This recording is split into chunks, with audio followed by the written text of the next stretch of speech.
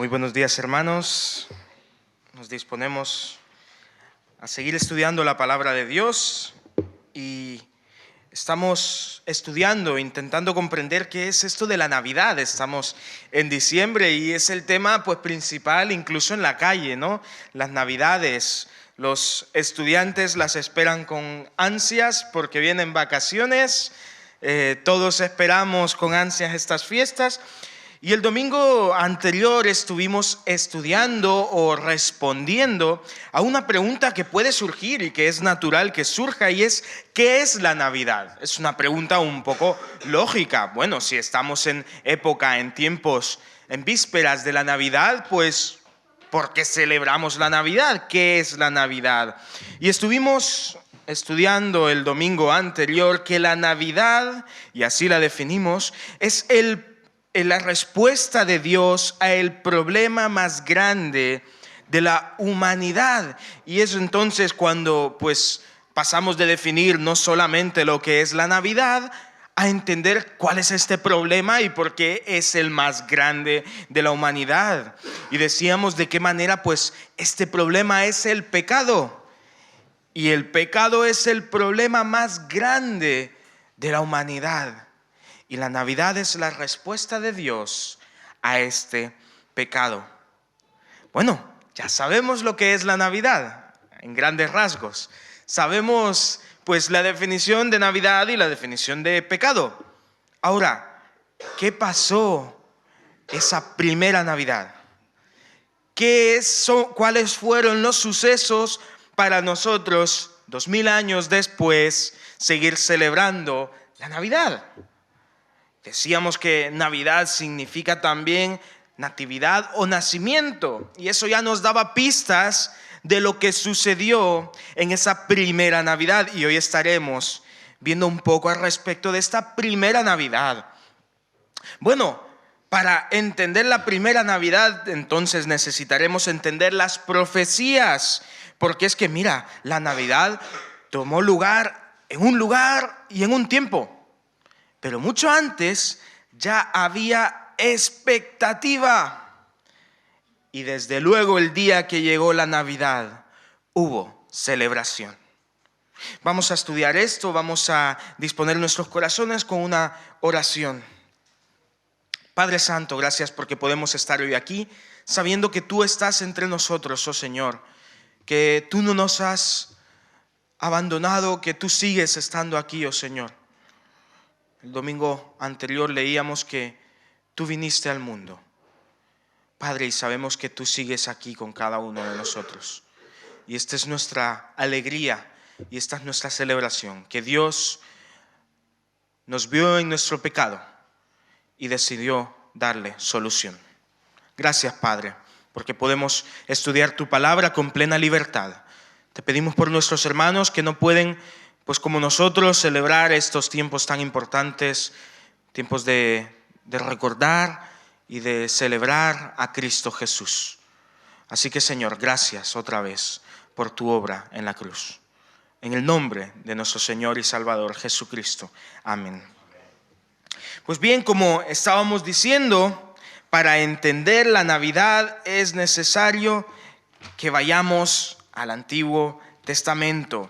Antes de ver qué es lo que pasó en esa primera Navidad, debemos hablar un poco sobre las profecías. El domingo anterior hablamos de la primera profecía sobre alguien que daría solución al problema del pecado. Y es que desde el momento cero, el momento uno, en el que Adán y Eva pecaron, ya Dios había dispuesto una solución. Y lo veíamos en Génesis 3. Bueno, otra de estas profecías importantísimas que apuntan hacia ese momento de la primera Navidad, la encontramos en Isaías 9. Mira, antes de Isaías 9, Isaías 8 termina con una nota y dice el 8:22, y mirarán a la tierra y verán tribulación y tiniebla, oscuridad y angustia, y quedarán sumidos en las tinieblas. Y eso es lo que termina diciendo Isaías en el capítulo 8. Desde luego es para echarse a llorar. Desde luego son noticias malas. Hay tinieblas, hay tribulación, hay oscuridad, hay angustia. Y es entonces cuando en Isaías 9 vienen las buenas noticias. Mas no habrá siempre oscuridad para la que está ahora en angustia. Y esta oscuridad, este tiempo de dolor es temporal. Esto ya está apuntando a ese tiempo de la Navidad, ese tiempo importante. Dice en el 9, y hacemos un pequeño salto, en el 2, el pueblo que andaba en tinieblas vio gran luz. Y los que moraban en tierra de sombra de muerte, luz resplandeció sobre ellos. Nos está dando esperanza. Hay angustia, hay oscuridad, hay tinieblas, pero en medio de todo ese panorama caótico, la profecía dice, pero vendrá la luz. Terminará la angustia, terminará la oscuridad. ¿De qué manera? Y es cuando vamos al 5, al 7 de Isaías 9 igualmente. Dice, porque todo calzado que lleva el guerrero y en el tumulto de la batalla y todo manto revolcado en sangre serán quemados, serán pasto del fuego, porque un niño nos ha nacido, hijo nos ha sido dado, y el principado sobre su hombro. Se llamará su nombre Admirable Consejero, Dios Fuerte, Padre Eterno, Príncipe de Paz, y lo dilatado de su imperio y la paz no tendrán límite sobre el trono de David y sobre su reino, pues será dispuesto y confirmado en juicio y en justicia desde ahora y para siempre. Hay gran tiniebla, pero hay esperanza, porque un niño nos es nacido. Hay esperanza. Viene la luz. Y desde entonces se esperaba a esta persona, a este niño, cuyo nombre es Admirable Consejero, Dios Fuerte, Padre Eterno, Príncipe de Paz. Y se le puso el título de Mesías, el ungido de Dios para salvar a su pueblo. Desde antes de la primera Navidad ya había una profecía que apuntaba a ese momento importante, ese punto de inflexión en la humanidad, en la historia, un antes y un después. Un nacimiento que traería paz. Y desde luego sus nombres así lo reflejan. Estamos ante una persona que marcará la historia. Son títulos, nombres importantísimos. Hay oscuridad, pero viene la luz. Y tuvieron que esperar mucho tiempo. Y muchos años después, siglos después, la espera llegaría a su final. Porque entonces a una tal María, una judía, una hebrea, vino un ángel y le dijo que daría a luz a un niño, conocido como el Mesías, que tendría que ponerle como nombre Jesús, Dios salva. ¿Recuerdas? El Mesías era el ungido de Dios para salvar a su pueblo. Y Jesús significa Dios salva. La salvación del Señor venía. Las tinieblas se disiparían. La angustia cesaría. Por eso, la Navidad es tiempo de luz, de celebración, De manera que cuando María recibió estas noticias, dice Lucas 1 del 46 al 56, que ella dijo: engrandece mi alma al Señor, y mi espíritu se regocija en Dios mi Salvador, porque ha mirado la bajeza de su sierva. Pues he aquí, desde ahora me dirán bienaventurada todas las generaciones, porque me ha hecho grandes cosas el poderoso. Santo es su nombre, y su misericordia es de generación en generación a los que le temen. Hizo proezas con su brazo, esparció a los soberbios en el pensamiento de sus corazones, quitó de los tronos a los poderosos y exaltó a los humildes, a los hambrientos colmó de bienes y a los ricos envió vacíos. Socorrió a Israel su siervo, acordándose de la misericordia de la cual habló a nuestros padres, para con Abraham y su descendencia para siempre. Esas promesas, esas profecías se están cumpliendo. Y dice María: me llamarán bienaventurada, porque un niño nos es nacido, hijo nos es dado. Porque habían tinieblas y angustia, y entonces viene la luz y la esperanza. Porque a nuestro problema llamado pecado, Dios le da solución.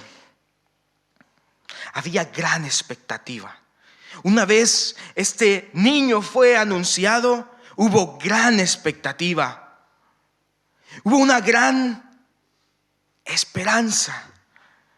No sabían de qué manera esto tendría lugar, pero Dios había dicho que los iba a salvar. Dios había dicho que la angustia y las tinieblas se disiparían, y ellos creían firmemente que así lo haría el Todopoderoso.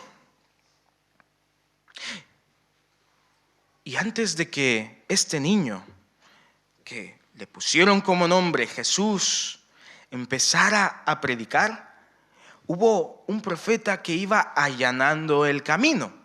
Pues así como el rey tiene un heraldo que avisa: viene el rey, pues de la misma manera el Mesías, Jesús, tenía a alguien que iba avisando: viene alguien a traer salvación. El Mesías que hemos esperado siglos y siglos viene aquí hoy. Aquel que fue prometido a Abraham está aquí. Aquel que desde Génesis 3, desde que el pecado entra al mundo, es prometido como el que derrotará de una vez y por todas a Satanás, a la muerte, al pecado, está aquí hoy. De manera que esa expectativa se va creando, ¿sabes? Cuando Juan el Bautista, que es el nombre que recibe este profeta, fue anunciado a sus padres que también iban a nacer de manera milagrosa, porque sus padres ya estaban entrados en edad, pero Dios hizo el milagro para que este profeta que allanara el camino viniese por la expectativa que se generó. Su padre dijo: tú niño, tú Juan, o Juanito, ¿no? El pequeñito, profeta del Altísimo serás llamado, porque irás delante de la presencia del Señor para preparar sus caminos, para dar conocimiento de salvación a su pueblo, para perdón de sus pecados, para la entrañable misericordia de nuestro Dios, con que nos visitó desde lo alto de la aurora, para dar luz a los que habitan en tinieblas y en sombra de muerte, para encaminar nuestros pies por camino de paz. Había gran expectativa puestas en ese niño, en Jesús. Juan el Bautista cumplió con su propósito, pero su mensaje no era apuntándose a sí mismo, apuntaba al Mesías, el que habría de vencer la oscuridad, las tinieblas, el que había sido prometido tiempo atrás. Tú irás delante de la presencia del Señor, le dice Zacarías a su hijo, para preparar sus caminos, para dar conocimiento de salvación. Jesús, Dios salva, viene. Para perdón de sus pecados, viene a perdonar. Por la entrañable misericordia de nuestro Dios, con que nos visitó desde lo alto, la aurora, el amanecer, viene la luz. Es como decir, está saliendo el sol, está amaneciendo, viene la luz, para dar luz a los que habitan en tinieblas y en sombra de muerte. ¿Recuerdas lo que decía Isaías 9? El pueblo que andaba en tinieblas vio gran luz. Los que moraban en tierra de sombra de muerte. ¿Para qué vino Juan el Bautista? Para dar luz a los que habitan en tinieblas y en sombra de muerte. Pero Juan el Bautista no se apuntaba a sí mismo, apuntaba a Jesús. Había una gran expectativa. Y desde luego, el día que el prometido Salvador llegó al mundo, hubo gran celebración. Habían profecías que generaron expectativa, y una vez vieron que el plan de Dios estaba en funcionamiento, ya estaba llegando a ese punto de inflexión importantísimo, hubo celebración. De manera que Lucas también dice que los cielos cantaron que la salvación había llegado a la tierra. Lucas 2, del 11 al 14 dice: hoy os ha nacido en la ciudad de David un Salvador, que es Cristo. La palabra Cristo es Mesías también, son sinónimos, que es Cristo el Señor. Se lo está diciendo, ¿sabes a quién? ¿A los reyes y poderosos de la ciudad? ¿A los ricos? No. Se lo está diciendo a los pastores, a los que cuidaban del rebaño, a los que trabajaban de sol a sol. Y les está diciendo: ha venido el Cristo, el Señor, ha venido la luz, y podéis visitarlo. Y esto os servirá de señal, sigue diciendo: hallaréis al niño envuelto en pañales, acostado en un pesebre. Y repentinamente apareció con el ángel una multitud de huestes celestiales que alababan a Dios y decían: gloria a Dios en las alturas y en la tierra paz, buena voluntad para con los hombres. Gloria a Dios en las alturas, la salvación ha llegado a la tierra, las tinieblas, la angustia desaparecen, viene la luz, viene la salvación. Hubo gran celebración, porque la salvación de Dios, la solución de Dios a tu pecado y a mi pecado había llegado. Claro que hubo celebración. Pero es interesante que así como hubo profecías, expectativa, celebración, si nos detenemos a ver qué es lo que pasó, nos asombraremos por la forma en la que esta celebración toma lugar, por la forma en la que esta expectativa termina. Cuando vemos lo que vivieron los padres de Jesús, María y José, nos sorprende la manera en la que vino al mundo Jesús. Lucas 2, del 1 al 7, nos narra lo ocurrido. Aconteció en aquellos días que se promulgó un edicto de parte de Augusto César, que todo el mundo fuese empadronado. Este primer censo se hizo siendo Cireneo gobernador de Siria. E iban todos para ser empadronados, cada uno a su ciudad. y José subió de Galilea, de la ciudad de Nazaret, a Judea, a la ciudad de David, que se llama Belén, por cuanto era de la casa y familia de David, para ser empadronado con María su mujer, desposada con él, la cual estaba encinta.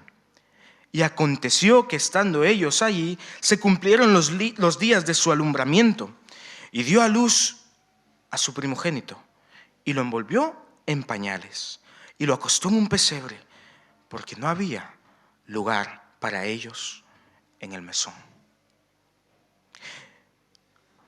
Lo que está diciendo Lucas aquí es, y aconteció que todas las profecías respecto a este Mesías se cumplieron. Se dijo que sería de la casa de David y así es.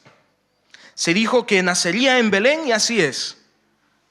Ahora, todas estas profecías que se cumplieron, a pesar de haber sido dichas siglos atrás, la gente no estaba esperando a Jesús con cantos. No estaban preparando un trono para el rey. Lo acostó en un pesebre porque no había lugar para ellos en el mesón. ¿Sabes? Muchos, por no decir todos, los que estaban a la expectativa, no entendían de qué manera Dios traería esta salvación. No esperaban que Dios mismo, en persona, se hiciera hombre. Pero es lo que ocurrió. La Biblia constantemente nos trae ello. Jesús es Dios. Podríamos detenernos a leer Juan 1, que lo explica de manera excelente, pero realmente lo que tenemos que entender es que Jesús es Dios, y como Dios es el Rey del universo, porque Él creó todo lo que existe. Él es el autor de toda la creación, Dios, el Dios que hizo todos y cada uno de los hombres, pero cuando vino al mundo, no fue recibido con glorias, con las glorias de este mundo, no fue recibido con regalos por parte de los poderosos y de los ricos de este mundo. Cuando Él vino, le acostaron en un pesebre. ¿Sabes lo que es un pesebre? Pues un pesebre es ahí donde comen los animales. No es una cama, no es una cuna, no es ni siquiera blando, no es ni siquiera un sitio higiénico para un recién nacido, no es apropiado para ningún ser humano, pero ahí es donde acostaron a Jesús. Ni siquiera estaba dentro de un hogar. Estaba donde comen los animales, donde descansan los animales. No fue recibido con cantos, con un desfile, con instrumentos. Ni siquiera tenía lugar en el mesón.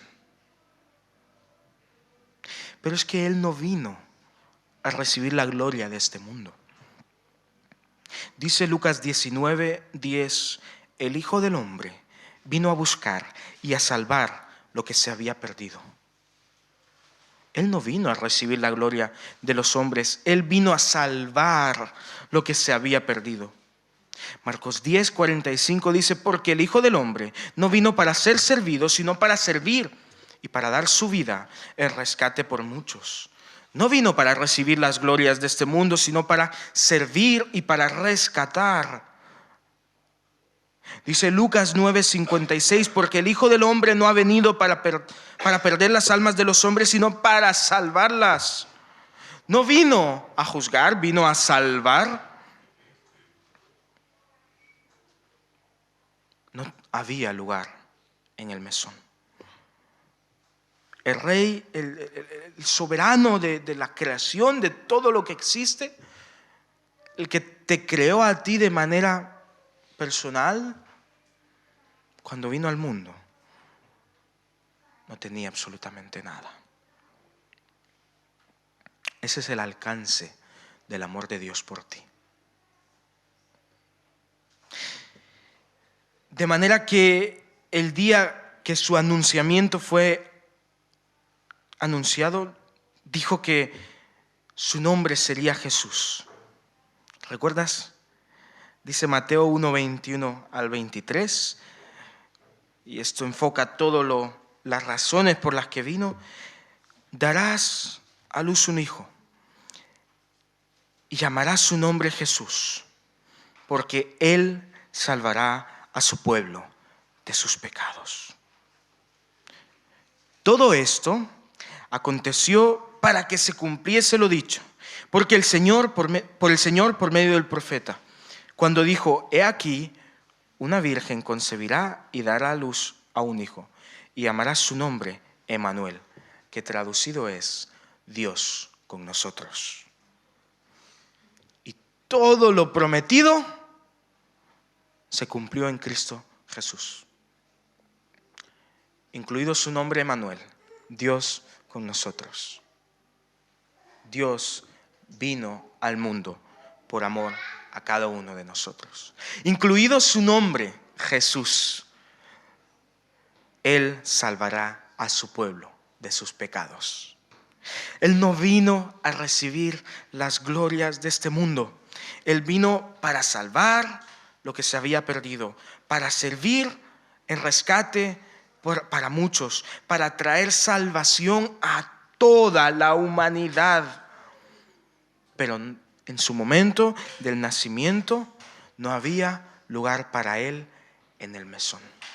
Pero en el momento de su nacimiento, la humanidad pasó un día más. No hubo un desfile, no hubo instrumentos, no salieron a la calle a celebrar que la luz había venido al mundo.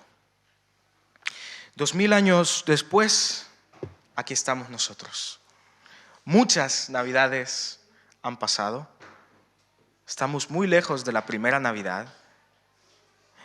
Pero la pregunta es la siguiente: no tenía lugar en el mesón. ¿Tiene lugar en tu corazón? Cuando Él vino, no le cantaron, no le adoraron, no lo celebraron. ¿Y tú? ¿Qué hay de ti? ¿Vas a celebrarlo? ¿Vas a cantarle? Porque independientemente, Él vino al mundo por amor a ti. Él vino a solucionar tu problema, mi problema, llamado pecado. No le importó nacer ahí.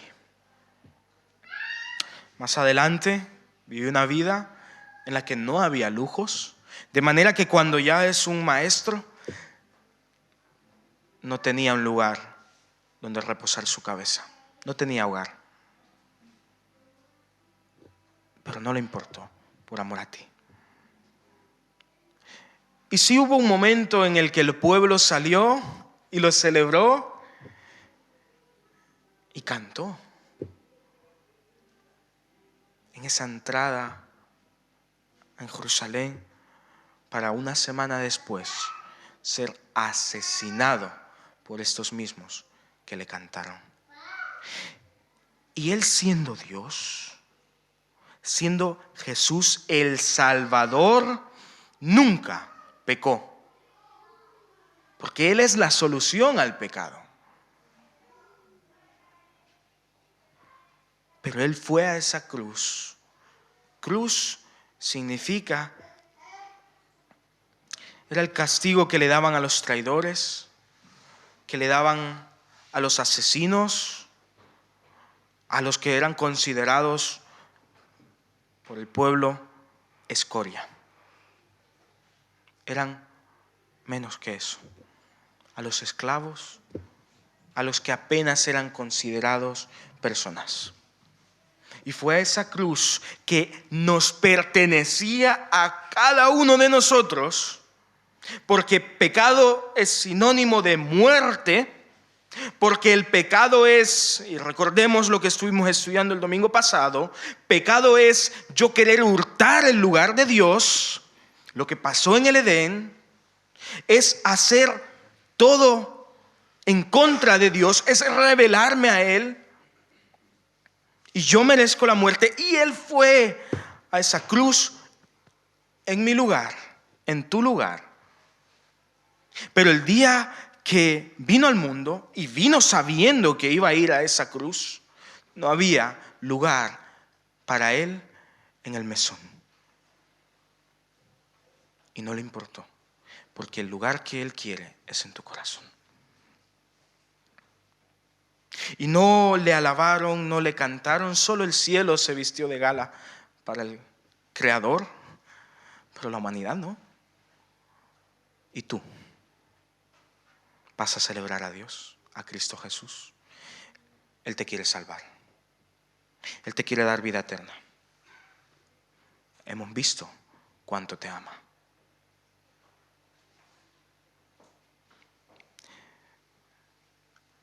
Acéptalo en tu vida. Porque no hay nada mejor que aceptar a Cristo Jesús como nuestro Señor y Salvador, que aceptar la solución de Dios para mi pecado. Solución cuyo nombre es Cristo Jesús. Él salva. Dios salva. Padre Santo, ante ti estamos viendo lo que pasó en esa primera Navidad y realmente nos sorprende que a pesar de las muchas profecías, a pesar de la gran expectativa y a pesar de que el cielo te cantó y te adoró, Señor, ese día,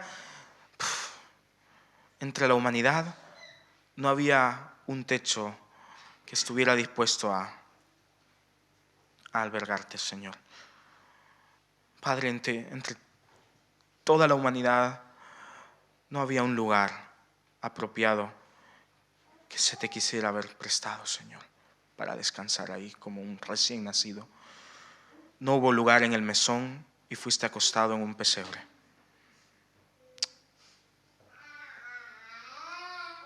Pero, Señor, haz tu hogar en mí, en mi corazón, Señor. Ven a mi vida, Señor. Y qué buenas noticias saber que cuando te aceptamos en nuestra vida, la salvación, Jesús, ha llegado a nuestra vida. Dice tu palabra que los que somos hijos tuyos no veremos condenación, no veremos muerte, sino que tenemos vida eterna, que tenemos perdón de nuestros pecados y que podemos tener una relación personal contigo. Y por eso te alabamos, Señor, y te celebramos.